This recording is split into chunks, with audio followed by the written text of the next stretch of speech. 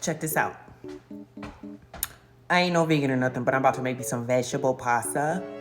Okay, and I'm gonna use white pasta, which is not good for you at all. White sugar, white bread, white potatoes, white pasta, anything white. I'm not talking about people. I'm talking about food, okay? It's not good for you.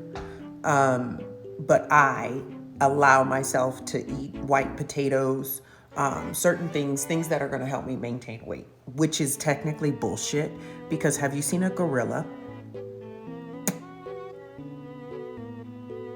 They only eat plants. We can get everything we need from plants. So until I deconstruct that limiting belief system within myself, I'm going to continue to eat white potatoes and white pasta. Okay, so Sundays I make lamb. It's my favorite. And I eat lamb Sunday, like Sunday, Monday, whatever, Tuesday. And then for the rest of the week, I eat veggies, fruit, no meat. Try to anyway, unless I like crave a burrito or whatever. But I mean, I'm trying to gain weight, right? I'm trying to be thick. It's never gonna happen, but that's what I'm trying to do. Anyway, I'm gonna make some vegetable pasta. Mira. The entire point of this video is the second part to attachment. What are they called? Attachment styles and attachment theory. Okay? So I'm gonna put broccoli in my pasta. Zook and squash. All my shit is organic. Onion, peppers. Some leftover squizzy or zook. There are my peppers. Oh, true Morales. I got my mushroom. I got my mushroom. Ay, ay, I got my mushroom. Ay. The second part to attachment styles. In the first video, I touched on why they are so importante, okay? And they are important because in attachment theory, it is believed that your attachment style, how you connected to your caregivers when you was little, determines, affects, and creates the types of relationships that you have. Okay, if you have a secure attachment, your caregivers, they was all up in you. You feel me? They loved you. They gave you all your food. You went to bed at night and there was no craziness that woke you up. The caregivers were emotionally stable. It wasn't like you were just eating a cookie and then somebody knocked you upside your head for no reason. Unstable caregivers create insecure attachment styles. Okay? Insecure attachment. And if your environment as a child where you grew up was abusive and toxic and all of like chaotic, all of the things, then that is what you typically will grow up and think that you require. Okay, there are some children that grow up and go polar opposite to where they grew up, but for the most part, your nervous system, this is the part that really like got me when I started educating myself.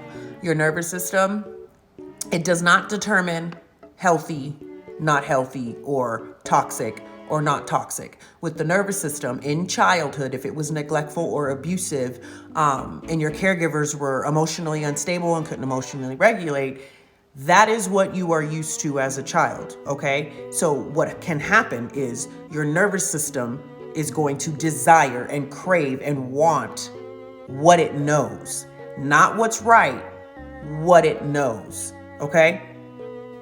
So me and my best friend were actually just talking about this. She's been my best friend since 2009. So we've been best friends for a very, very long time.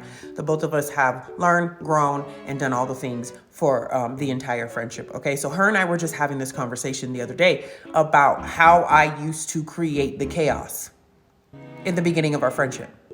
She was my first secure attachment.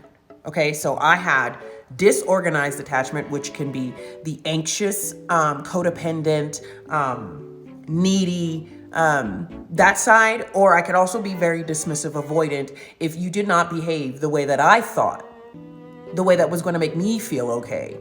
I actually thought that about people. And if you didn't behave that way, I could be extremely dismissive avoidant, which I would use, I guess, to kind of control, like a sense of control.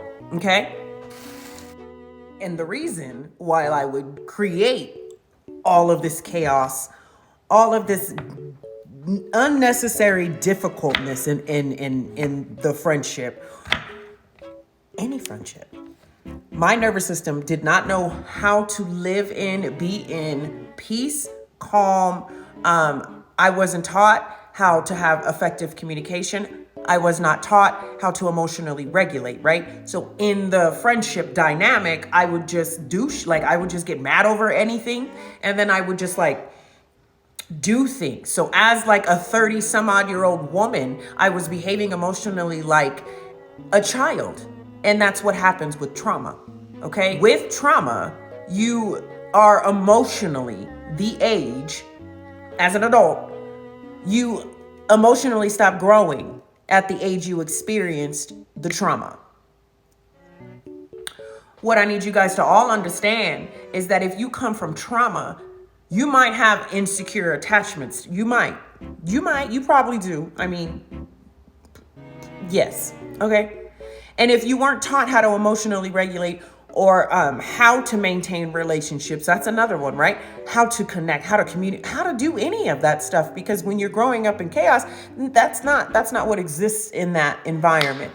But what I'm here to tell y'all is you can have insecure attachment and learn secure attachment.